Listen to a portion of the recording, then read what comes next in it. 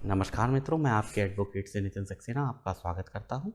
आज मैं आपको बताने जा रहा हूं दाम्पत्य अधिकारों का पुनर्स्थापन, रेस्टोरेशन ऑफ कंजुगल राइट्स।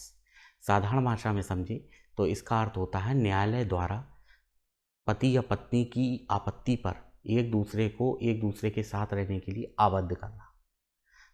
बिल्कुल सिंपल ये है कि न्यायालय आदेश देता है कि पति पत्नी के साथ रहे या पत्नी पति के साथ रहे। अब अलग अलग धर्मों में इसका अलग अलग एक्ट द्वारा ये गवर्न होता है। अगर आप हिंदू हैं, सिख हैं, जैन हैं, बौद्ध हैं, तो आप हिंदू मैरिज एक्ट सेक्शन 9 से गवर्न होंगे और सेक्शन 9 के अंतर्गत इसका केस कर सकते हैं। अगर आप क्रिश्चियन हैं तो सेक्शन 32 क्रिश्चियन एक्ट के अंतर्गत इस से गवर्न होंगे। अगर आप मुस्लिम हैं तो हकूक़ जोजियत का मुकदमा करेंगे।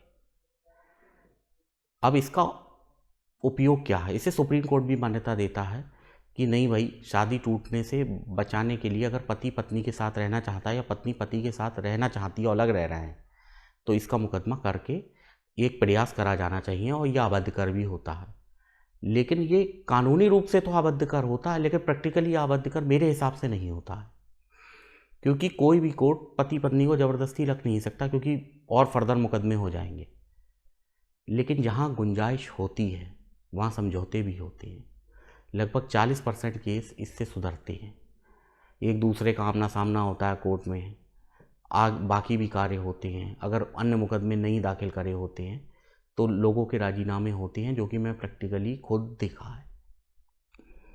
अब मान लीजिए पति पे अक्सर दहेज आदि का मुकदमा हो जाता है, तो अगर वो सेक्शन 9 का मुकदमा या सेक्शन 32 का या हकूक़ जोजियत अर्थात कंजुगल राइट्स का मुकदमा करता है तो उसका जो बर्डन होता है कि अदालत में उसका जो शील होता है, आचरण होता है, वो ये माना जाता है कि वो अपने पत्नी के साथ रहना चाहता है और उसको बेल में भी फ़ायदा मिलता है, अन्य केस में भी फ़ायदा मिलता है। अगर पत्नी भी अगर रहना चाहती है तो इसके माध्यम से वो रह सकती है, लेकिन इसका विशेष उपयोग पुरुषों के लिए होता है। अगर अन्य मुकदमे होते हैं तो उसमें इसका उपयोग बहुत आवश्यक होता है और इससे न्यायालय में उसके आचरण का भी पता लगता है। इसका विस्तृत वीडियो आपको आपके एडवोकेट की साइट पे मिलेगा। नमस्कार।